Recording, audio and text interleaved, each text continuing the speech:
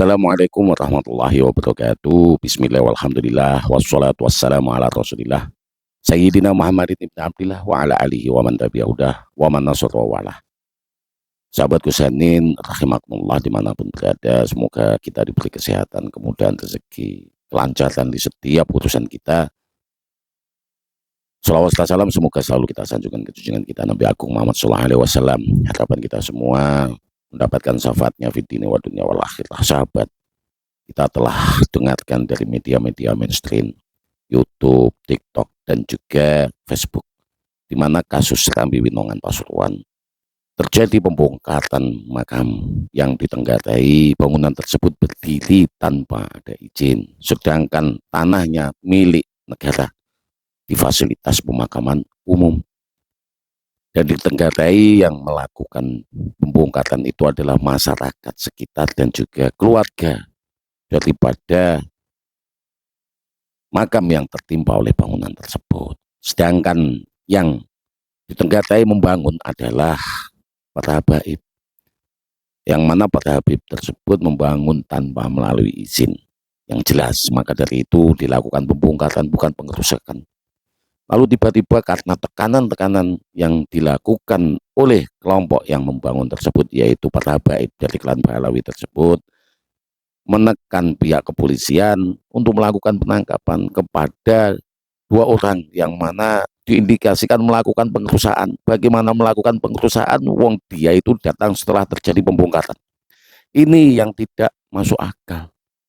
Hukum kita itu karena pesanan, karena tekanan, ada intervensi dari pihak-pihak tertentu. Mari kita dengarkan bagaimana pihak-pihak tertentu yang mempunyai kekuatan kebijakan di Kota Pasuruan, termasuk bupatinya, itu ikut menekan pihak kepolisian untuk dilakukan penangkapan, sehingga penangkapan itu tidak melalui SOP dan cacat hukum. Mari kita dengarkan tekanan yang dilakukan oleh mereka. Mereka yang menginginkan privilege hak istimewa di negara Nusantara. Bagaimana hukum dipermainkan. Dan ini bisa terjadi apabila tidak ada positif bisa terjadi. Nah, kenapa saya sampaikan demikian? Mohon maaf, saya sampai hadir di sini bersama Gus Ali dan Muhammad Fakih, ya. Karena sebenarnya sudah ada pergerakan. Bagaimana mereka dengan mudahnya mempermainkan hukum di Nusantara ini? Makanya kita pastikan, tidak usah sudah, kita percayakan saja dulu, gitu kan. Kita hadir di sini dari Pasuruan, saya juga ingin meyakinkan. Nah, ini Bupati. Bupati Pasuruan yang mana ikut serta menekan pihak kepolisian agar dilakukan penangkapan. Jadi intinya dari hasil pertemuan tadi, Kapolres telah memberikan jaminan kepada kita bahwa beliau dari pihak kepolisian akan memproses kejadian ini sampai tuntas. Wajib. Segenap yang saya hormati, yang saya banggakan, para habaib, kiai, Ngapain Bupati? Forkopimda, dan terutama warga Kabupaten Pasuruan yang hadir pada malam hari ini. Keadilan harus ditegakkan. Harus cermat dan tepat. Keadilan percayakan kepada ahlinya. Siap. Kita negara hukum. Buktikan kita berbeda dengan mereka. Ini seolah-olah dia itu ke masyarakatnya ada kecondongan. Buktikan kita berbeda dengan mereka. Ini perkataan seorang pemimpin, seorang bupati, yang mana bupati itu tidak menemui pihak yang dirugikan, yaitu masyarakat sekitar dan juga keluarga daripada wali-wali Supendi yang makamnya tertimpa oleh bangunan tersebut. Kenapa ini bupati kok ikut kecondongannya kepada kelompok yang membangun bangunan tersebut, yang mana bangunannya berdiri tanpa izin yang jelas? Ini yang harus kita cari. Fakta-fakta lapangan akan membuktikan bahwasanya bupati ikut terlibat dalam pembangunan makam tersebut. Karena dia adalah mantan bendahara atau sekretaris Betanesia. Kita tahu Betanesia itu adalah organisasi di bawah naungan LB yang mencari makam-makam keramat untuk dipahlawikan. Ini adalah tekanan-tekanan yang dilakukan oleh mereka yang mempunyai kebijakan-kebijakan di Kota Pasuruan. Ini membuktikan bahwasannya hukum Indonesia itu bisa dipermainkan, bisa dibeli. Bagaimana Kapolres mendapatkan tekanan dari pihak-pihak yang kuat.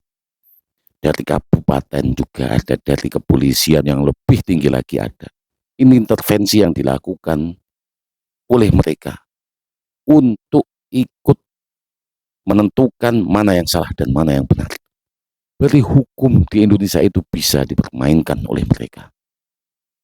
Ini yang harus kita kawal, agar supaya kasus Winongan, Serambi, Winongan, Pasuruan ini bisa masuk di ranah hukum. Kita adakan pembuktian di pengadilan. Kita akan bentuk tim pencari fakta. Bagaimana bangunan tersebut bisa berdiri kokoh di lahan pemakaman umum tanpa izin yang jelas. Siapa aktor di balik itu semua? Framing-framing kejam kepada kami. Mari kita dengarkan bagaimana kuasa hukum dari Gustom itu menyatakan bahwasanya Gustom bukan anggota PWLS. Dan bertanya melebihi orang-orang PWLS yang mendapatkan SK. Mari kita dengar. Kita tidak membedakan. Karena kami anggap Gustom itu perannya, mohon maaf, lebih dari orang yang punya SK di PWI kalau terkait masalah perjuangan. Ini catatan, kalau saya melihat Ini adalah pribadi, kuasa hukum Gustom. meskipun secara tutur kata Gustom itu tidak bisa dikontrol. Demikian. Jadi Nah, ini semua. Ini pernyataan dari kuasa hukum Gustom, bahwasanya Gustom itu bukanlah anggota dari PWLS. Tapi karena PWLS telah disinggung-singgung dan di-framing seolah-olah ini adalah kerjaan daripada PWLS, maka kami akan mengawal, akan membentuk tim pencari fakta. Kita bawa permasalahan ini ke ranah hukum. Mari kita dengarkan apa strategi-strategi kami nanti. Kita akan ikut mengawal hal tersebut. Karena akan ada laporan yang dilakukan oleh pihak keluarga yang mendampingi Gustom, kita akan mengawal di situ. Yang cantik lah istilahnya, tidak terlalu ini kan, tapi lebih sesuai dengan arahan Ketum dan juga tadi strategi dari Gus Rijal, kita akan menekankan juga dari untuk membackup ahli waris masyarakat setempat.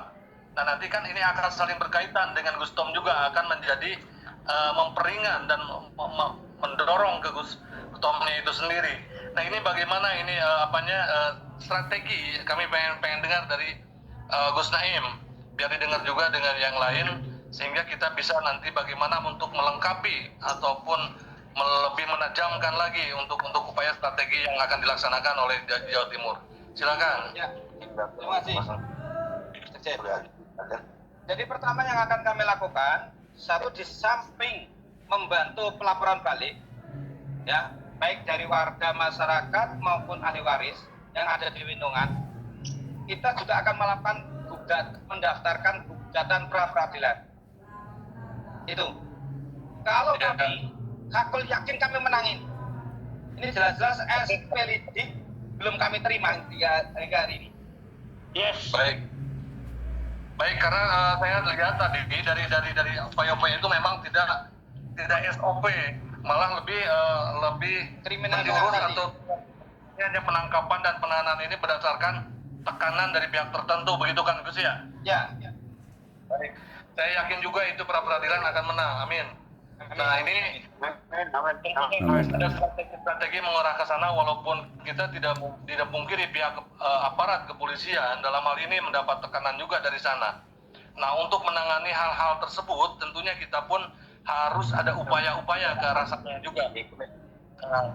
Yang akan dilakukan oleh dari pihak Jawa Timur selain dari penanganan secara hukum, dan kemungkinan saya tekankan juga dari pusat juga, khususnya dari Pak Aridi, untuk menambahkan personil sebagai mempertajam gitu, bukan hanya sekedar nama atau apa, mohon diperbantukan untuk mempertajam, karena ketika semakin banyak lawyer yang aktif yang akan ini, setidaknya secara psikis atau psikologi itu menjadi kekuatan juga, begitu kan Gus Naim ya? Ya, siap, benar. Nah nanti saya pun meminta ini kan untuk melengkapi, apalagi kita akan menyerang dengan dua sisi. satu dari pihak ahli waris dan masyarakat setempat, satu lagi untuk Gus Tom dan Gus Puja untuk perihal hukumnya.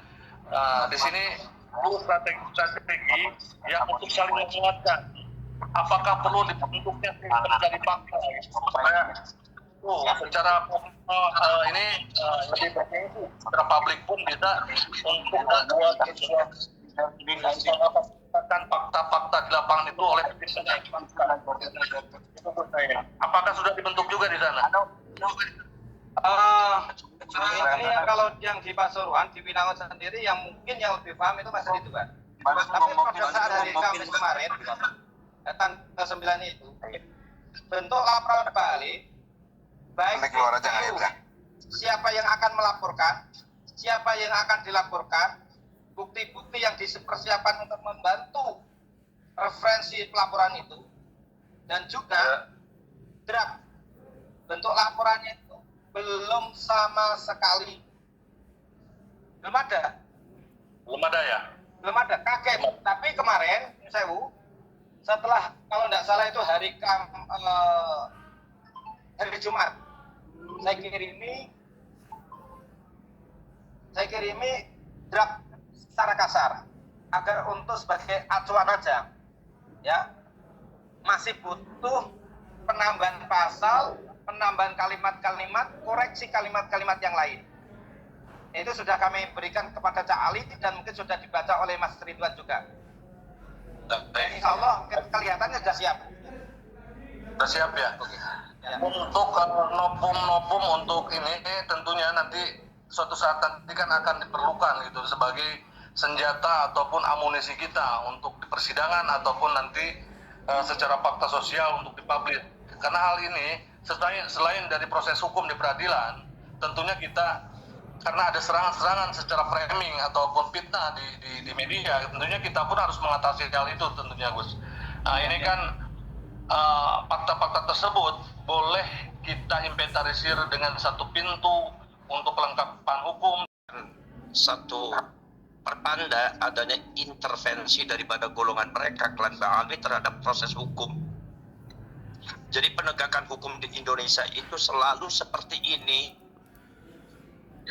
tangan, tidak tepat sasaran, hukumnya juga kadang-kadang tidak tajam, tidak kena sasaran, bahkan condong yang menjadi korban orang yang tidak bersalah. Karena memang ya, karena sering diintervensi semacam itu. Dan potensi untuk mengintervensi secara hukum dari golongan Ba'alwi itu sangat luar biasa. Ya, saya yakin dalam masalah ini juga ada permainan beberapa seumpama dana masuk, keuangan masuk. Maka dari itu, menurut saya ini karena prosesnya adalah merupakan kisahnya itu adalah kisah tentang masalah yang berkaitan dengan tindakan semena-mena yang dilakukan oleh mereka terhadap hukum Indonesia. Jadi bagaimanapun ya harus menang, nggak boleh kalah. Ya. Dan satu mereka harus dikasih pelajaran. Ya, harus kasih pelajaran siapapun orangnya, walaupun itu Kapolres atau Kapolda. Kalau memang menyalahi aturan, nggak usah kita mundur. Kita tegakkan hukum, di atas mereka ada hukum. Ya, kalau seumpama Kapolres bertindak macam-macam akan menghadapi rakyat Indonesia gitu. Tugas kita mencari, membantu fakta-fakta lapangan yang nanti akan kita berikan ke kuasa hukum advokat dari masing-masing. Dan kita akan ikut menekan juga melalui aksi damai yang akan kami gelar nanti ketika mengawal permasalahan ini. DPD se-Jawa Timur akan ikut mengawal agar supaya permasalahan ini sampai ke ranah hukum. Kalian bermain, kita juga bermain. Kalian mengendalikan, mengintervensi hukum, kami akan terus lewat jalur yang resmi. Kita akan linear dengan pemerintah. Terima kasih. Wallahu muwaffiq. Assalamualaikum warahmatullahi wabarakatuh.